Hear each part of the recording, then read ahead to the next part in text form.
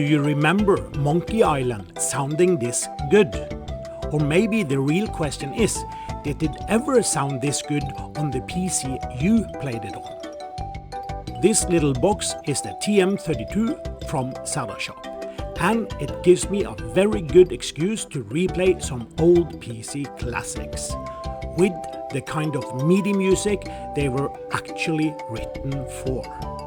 Because some of the games were not just written to be played, they were written to be heard.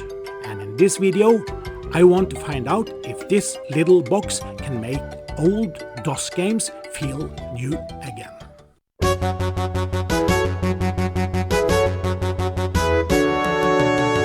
TM-32 supports General MIDI and Roland GS-compatible SF2 soundfonts. But most importantly, it can also do MT-32 and CM-32L emulation, if you have the ROMs. It is based on the open source MT-32 Pi project, but Serdashop has turned it into a ready-to-use external MIDI box. For me, that is the main appeal.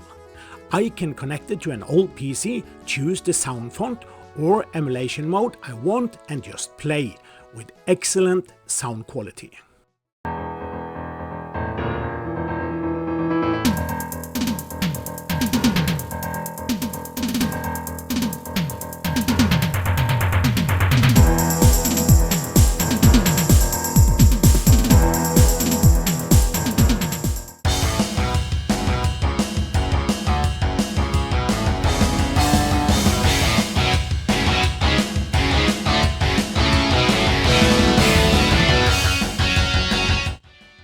General MIDI is a standard that maps instrument numbers to specific instrument types. So if a game asks for piano, strings, bass or drums, a GM device knows exactly which type of instrument to use.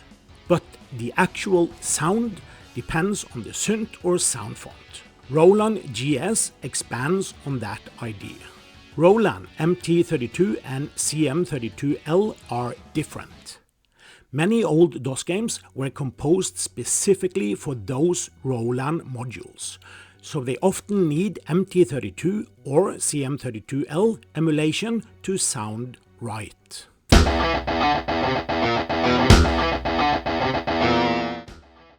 TM-32 came with GeneralUser GS version 1.511.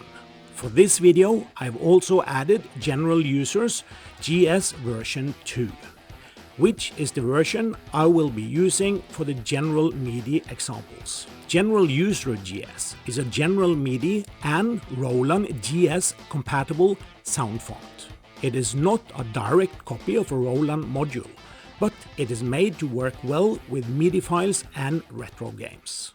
The most important feature for me is not just General MIDI. It is the Roland MT-32 and CM-32L support.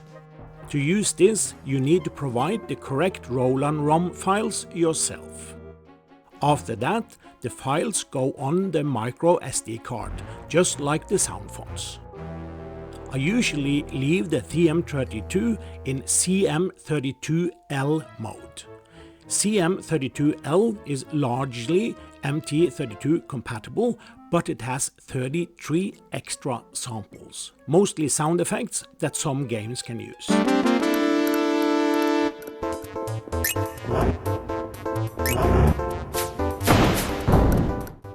And here is where CM-32L is not just a nice bonus.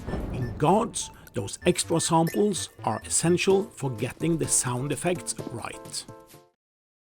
In my setup, I connected TM-32 with a 5-pin DIN to a jack MIDI cable, from either the MK8330 or the PC MIDI card. You can also use adapters like the DB15 MIDI or an MPU232 if you want to use it with a PC that does not already have a proper MIDI interface.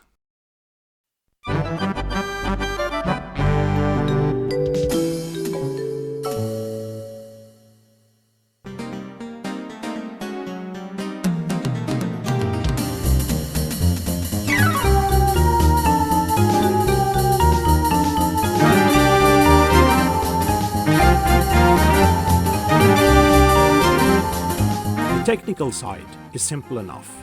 It supports large SF2 sound fonts, all 16 MIDI channels, low latency, and it has a clean stereo output.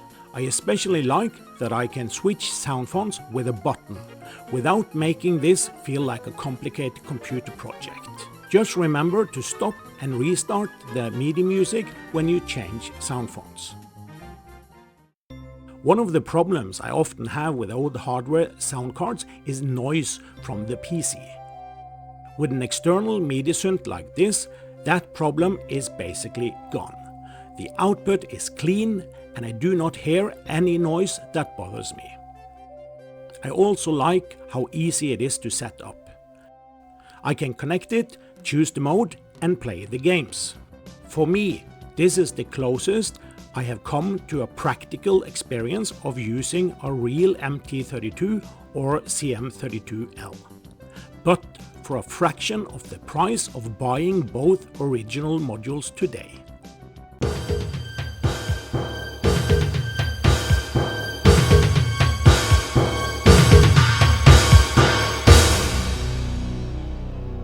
So that is the Serdashop TM-32. A small external MIDI synth that gives me General MIDI GS sound fonts and MT-32 or CM-32L emulation in one box. It is easy to connect, easy to use, and it sounds great with the kind of games I like to play.